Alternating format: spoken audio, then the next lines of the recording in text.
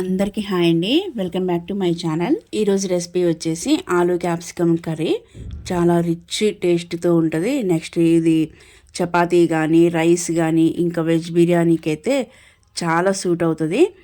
ఇలాంటి కర్రీ ఒక్కసారి చేసి పెడితే ఇంకా కుర్మా లాంటివి కాకుండా ఇదే చేసుకుంటారు, అంత బాగుంటుంది. ఈ కర్రీ ఎలా చేయాలో చూసేద్దాం. ఒక పాన్ పెట్టుకొని 1 టేబుల్ స్పూన్ పల్లీలు వేసుకోవాలి, 1 టేబుల్ స్పూన్ కొబ్బరి, 1 టీ స్పూన్ సోంపు, చిన్న ముక్క దాల్చిన చెక్క, 2 లేకపోతే 3 లవంగాలు వేసి వేయించాలి. స్టవ్ లో ఫ్లేమ్లో పెట్టేసి దగ్గరుండి వేయించాలి. ఒక 2-3 మినిట్స్లో వేగిపోతాయి. ఇప్పుడు ఇవి ఒక మిక్సీ జార్లో తీసుకొని కోర్స్గా గ్రైండ్ చేసుకోవాలి. చాలా కోర్స్గా గ్రైండ్ చేసుకోవాలి. నెక్స్ట్ ఇది మూత పెట్టేసి పక్కన పెట్టేసుకోవడమే, స్మెల్ పోకుండా ఉంటుంది. నెక్స్ట్ సేమ్ పాన్ పెట్టేసి 1 టేబుల్ స్పూన్ ఆయిల్ వేసుకోవాలి. ఆయిల్ కాగాక ఒక పెద్ద ఆనియన్ పేస్ట్ చేసేసి వేయాలి. ఈ ఆనియన్ పచ్చివాసన పోయేంత వరకు వేయించే సరిపోద్ది. ఇది అడుగు పట్టకుండా కొంచెం కదిపితే చాలు. నెక్స్ట్ ఒక పెద్ద టమాటా సన్నగా చాప్ చేసుకొని అది కూడా వేయాలి. ఈ రెండింటిని ఒకసారి కలిపి ఇందులోకి సరిపడా సాల్ట్ వేసుకోవాలి.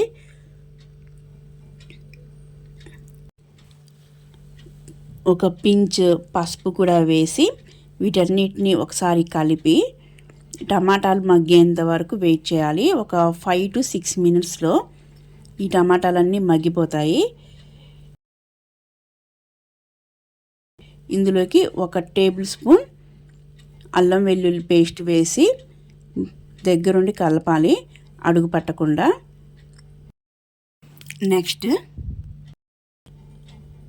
1 టేబుల్ స్పూన్ కారం వేసుకోవాలి, 1 table spoon coriander powder, 1/2 teaspoon garam masala. ఇవన్నీ వేసి పచ్చి వాసన పోయేంత వరకు వేయించాలి.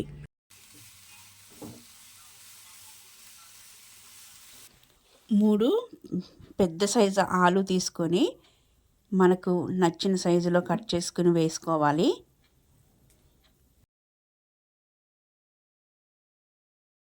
ఇవన్నీ ఒకసారి కలిపి ఈ ఆలు ఉడికేంత వరకు కావాల్సిన వాటర్ పోయాలి.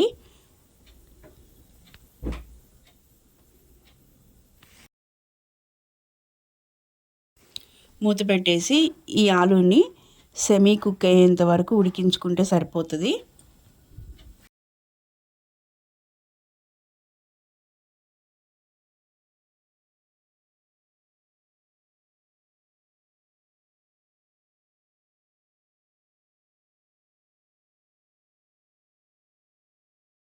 ఇప్పుడు ఇందులోకి ఒక బిగ్ సైజ్ క్యాప్సికమ్ కట్ చేసుకుని వేయాలి. ఈ క్యాప్సికమ్ని ఓన్లీ 2 మినిట్స్ అలా మగ్గించుకుంటే సరిపోద్ది, లేకపోతే ఈ ముక్కలు కూడా చాలా చితికిపోతాయి. సో ఒక 2 మినిట్స్ అలా ఉంచితే సరిపోద్ది.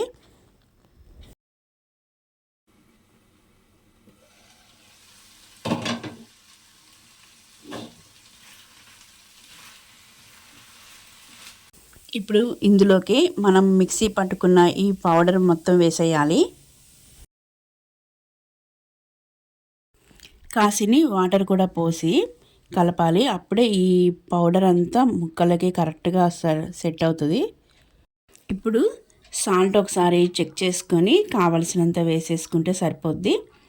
దీన్ని ఒక 2 మినిట్స్ లేకపోతే ఒక 5 మినిట్స్ వాటర్ మనకు నచ్చినంత అయిపోయేంత వరకు ఉంచేసి ఆఫ్ చేసేయడమే స్టవ్. చూసారు కదా, గుమగుమలాడే ఆలు క్యాప్సికమ్ కర్రీ ఎంత టేస్టీగా ఈజీగా చేసుకోవచ్చో. ఇంకా క్యాప్సికమ్ అయితే ఒక 2 మినిట్స్ మగ్గించండి చాలు. ఎందుకంటే ఈ లైఫ్ స్టైల్లో మొబైల్స్ కానీ స్క్రీన్స్ కానీ ఎక్కువ చూడడం అనేది కంపల్సరీ అయిపోతుంది. ఐసైట్ బాగా పెరుగుతుంది. ఈ ఐసైట్ అస్సలు పెరగకుండా కళ్ళకి ఏమాత్రం డ్యామేజ్ అవ్వకుండా ఉండాలంటే క్యాప్సికమ్ తప్పకుండా అందరూ తినాల్సిందే. నా వీడియో మీకు నచ్చినట్లయితే please like, share and subscribe my channel. మరిన్ని వీడియోస్తో మళ్ళీ కలుద్దాం. Thank you for watching.